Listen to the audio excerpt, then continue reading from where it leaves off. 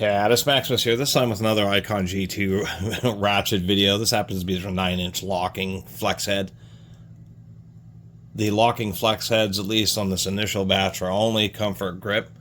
I do regret buying this because I did buy the 12-inch one, which was really expensive. And it is true, it depends. It seems it depends on the store. I'm not exactly sure if it has to do with certain tax structures in certain states, but there are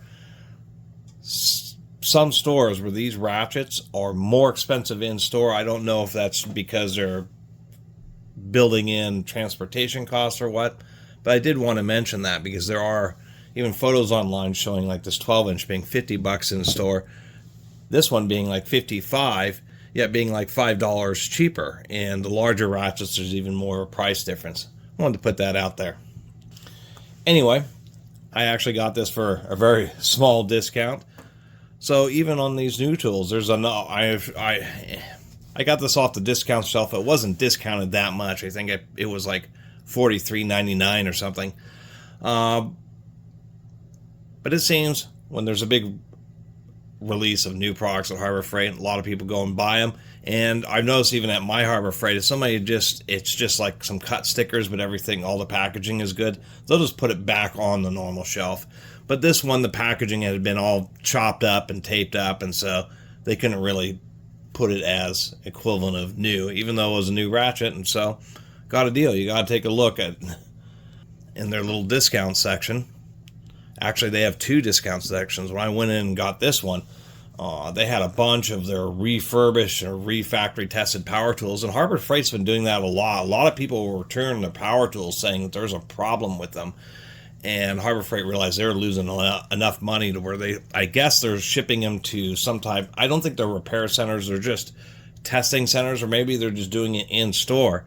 But they test the tools, and if they seem to be okay, they're reselling them for real cheap. They put like some markings on them, like sometimes 3 little circles to show that they're a recertified tool. They have a very shortened warranty period, but they're very cheap, usually like 50% off or more.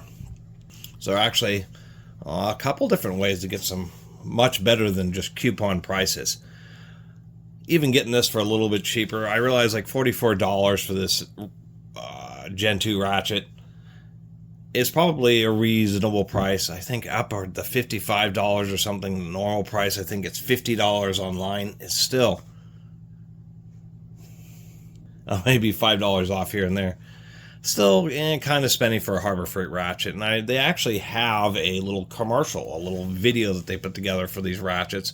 And one of the things they mentioned about, first the 3/8 and 1/2 inch or 70 or 80 tooth, these are 72, is how they've been designed and engineered for lifetime and longevity and strength.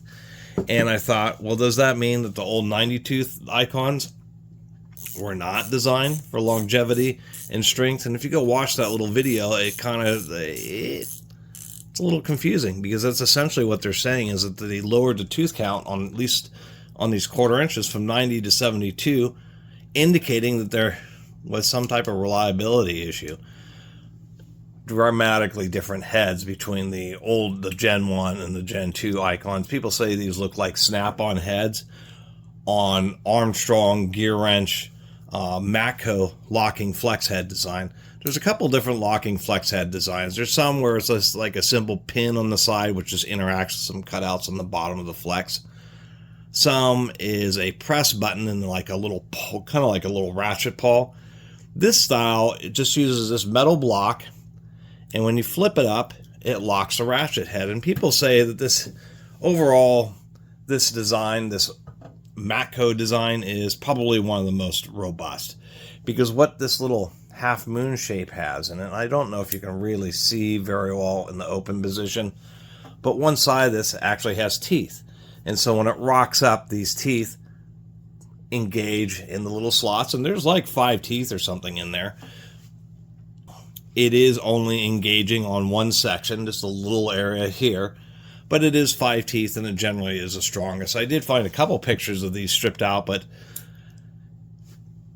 those are special situations. You have it locked at an angle. You don't realize that you're quite putting so much forward pressure on the locking device. And when it fails, it seems that it's kind of like a combination where it kind of rounds out the teeth on this cam and kind of rounds out the teeth on the head. People have said when that happens, you can order just one of these little pieces, and I assume that this is going to be basically the same size. It looks like just like the same switch that the Matcos use. That you can order another switch, just this one little metal piece, flip the head around, flip the head over so that the teeth can engage in a good section and actually repair it. But that's always the deal. These locking flex heads are designed to when you have extensions or you're in awkward situations and the ratchet head is kind of moving around on you, that you can just get it to hold in place. You know, another situation where you're ratcheting and it just is flexing when you don't want it to. I mean, that's the whole point of these. So they're not, none of these mechanisms are designed to take the kind of loads that the actual ratchet mechanism is. They're more kind of a convenience factor. And I do like that it's just a simple switch, so you can just leave that off and it's just a normal flex head, but you just have the option to lock it up. Pretty decently thick forks here. The forks are cut deeper to make room for this. The little detent in this is just a little ball bearing pressing into a little slot in the back of this cam. And what I do find interesting is it is the teeth that tend to fail, probably because they have such thick bosses on the front and back of this. So actually having this like maybe break out and kind of actually physically fall out is pretty unlikely. But I do like that design. Even though it sticks out, it seems pretty robust. Should be able to take being dropped and normal kind of bangs and that type of stuff. Anyway, 9 inches. And that's probably the other thing that seems curious is this. And I suspect the reason that they have released this ratchet as a 9-inch, even though the straight handle is a 12-inch, is that price. It's enough extra money for this locking flex head, for this whole situation here at the hinge, that it probably would have been $70 or $75 to have a ultra long 12-inch version. So what they did is to keep the prices similar, they just decided to do one ultra long straight handle and then shorten it up a little bit for the locking flex head. Pointing out it is 2 inches longer than the previous Icon, although I will admit the previous Icon did have some really thick forks. At least that was pretty robust. Even my favorite gearwrench 120 XP is just an 8-inch. This is about an inch longer. It has more of a bulbous grip, although it does kind of copy what gearwrench does. Gearwrench, it was the first of these of comfort grip ratchets, which are asymmetric, where they have kind of a flattened area just to make it a little bit more comfortable. And I tend to like the little bit more narrow grips. One of the most annoying things for me about comfort grips is just the fact that they get so fatty, just so bulbous. But the Icon kind of does a similar thing where it's asymmetric here. Interestingly enough, the Matco appears to have a gear wrench style head on this style of locking mechanism. There's actually a few posts and stuff I found online where there's like a whole thing now of trying to find different ratchets and get their parts. You know, they're like, people are discovering which ratchet brands use compatible ratchet mechanisms and are swapping them into different ratchets like Icons to change tooth counts, or to swap out head designs for different on different flex handles. And I think that's kind of neat. Now this gear wrench is just a indexable, so it just has a strong ball detent to get the ratchet positions held in place. And I don't mind it. The strength of this detent is pretty good, but people still like this design because you can use it as any arbitrary angle. It doesn't want to get stuck at particular angles, as well as being able to lock it, and the fact that you have finer teeth there gives you just simply more increments than you might off of a design like this. So this is going to be the same length as my traditional favorite 9-inch gear wrench long handle ratchet. The last thing is the Icon has been mentioning twin pawl design, but they're doing a play on words and is not straightforward and honest. They just do some kind of funky design on the pawl to where it's just a single one-piece pawl, but where it gauges whether you're going forward or reverse. It kind of acts acts like a split pawl or a twin pawl design. But once again, it's just a single piece of metal, and that's the kind of dishonest nature of their advertising on it. When you look at many ratchets, such as like the gearwrench, I believe 100 tooth and above, such as this 120, there is actually 2 physical independent pawls in there. This is a 60 tooth ratchet, and each pawl is manufactured slightly differently, so they kind of walk back and forth. And so each pawl is basically acting like a half step, allowing you to have a coarse anvil, 60 tooth, pretty strong, large teeth on the anvil, as well as getting 120 clicks out of it. And the sacrifice is that each pawl is about half the thickness, but apparently it's, at least for gearwrench, still pretty darn strong. So anyway, that's my review of the Icon ratchet. It is pretty decent. I'm glad that they did choose a